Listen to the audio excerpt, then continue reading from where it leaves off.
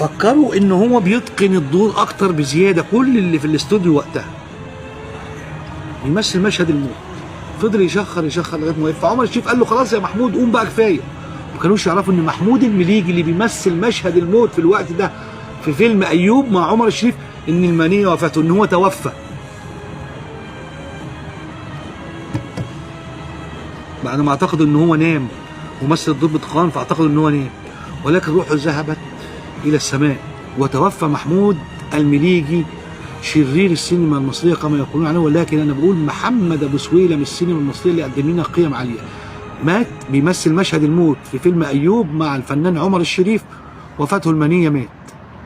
يعني الراجل بيمثل مشهد الموت، تخيل بيمثل مشهد الموت وبيتقنه، وكل في الاستوديو ظنوا ان هو خلاص نام بقى. عمر الشريف بيقول له قوم، اتفاجئوا ان هو وفاته المنيه، مثل مشهد الموت فمات في مشهد الموت ده الفنان الكبير محمود المليجي رحمه الله عليه. اللي انا بقول لحضراتكم اتمنى من حضراتكم جميعا يعني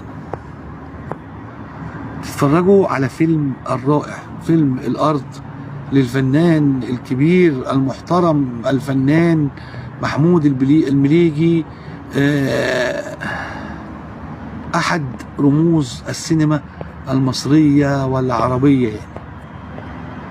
فما تنسوش بجد فرجوا الفيلم ده، قدم قيم جميله، وازاي وصف الفلاح المصري بقيمه وعظمته، وازاي يقف ضد الظلم وضد التهجير عن الارض وسلب الارض ايام البشوات.